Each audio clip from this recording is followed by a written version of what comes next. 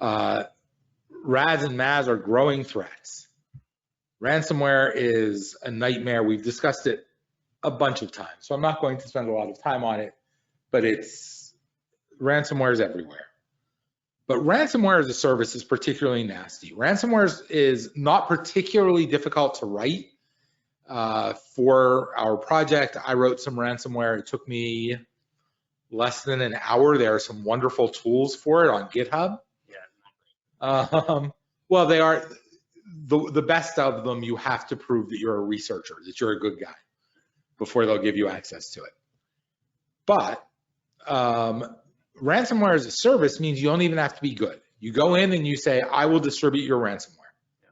So a good example here is DarkSide with the Colonial Pipeline attack. They're famously known for that, at least.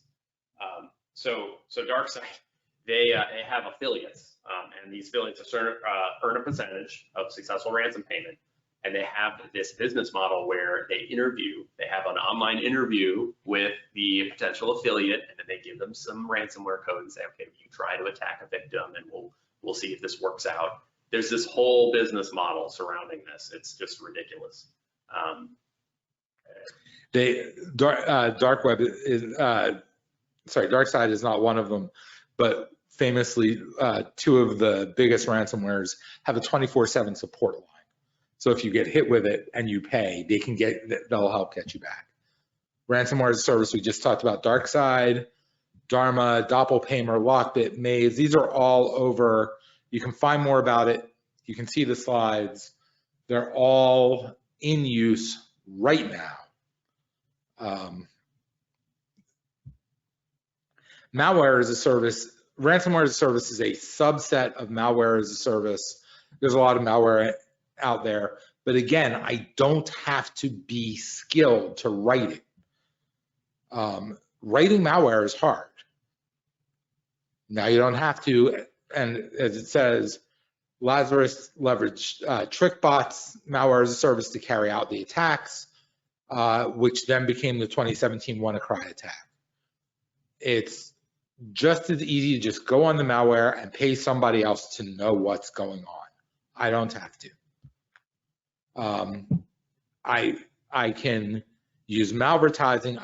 Malvertising always cracks me up, just because real advertising you can always tell because it's for whatever you just bought on Amazon. Malvertising is for just random things. Email schemes, torrent files. Look, I suspect some people on this use torrents. Torrent files are dangerous because you don't know where they're coming from. Yeah, fine. From and it's a peer-to-peer network. It's made for efficiency, but the security side of it is. Yeah, you're trusting your neighbor. You're trusting your neighbor to be smart, and you know they're not on this webinar. So how smart can they be? Steganography is hiding it in pictures. So our next poll: how much did ransomware cost worldwide in 2020? And while you're answering this, I want you to consider something. It takes some perspective to think in billions. If you want to count to 1,000, you can do the math. It takes about 16, 17 minutes. If you want to count to 1 million, it takes about 11 days. Counting to 1 billion takes 31.7 years. So when you're looking at numbers this large, you just have to realize how big that is. And the problem with it isn't just the money, it's who can you hire for that money. We have on staff, one of my colleagues, John, I often joke, is the scariest man on the planet.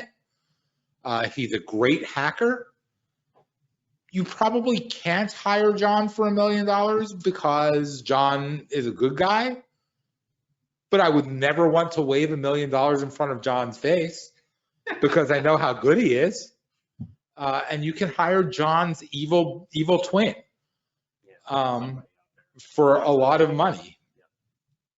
So we'll go ahead and close this poll. How did people vote? And again, I got kicked out. I'm just curious. How did people vote? It looks like, sorry, I need to start the show again. Current slide. The answer was $1 billion. Again, 31 7 years of counting. Yeah, we had a 3-way split between 100 billion, 1 billion, and 500 million. So we were all rolling high on this one. Yeah.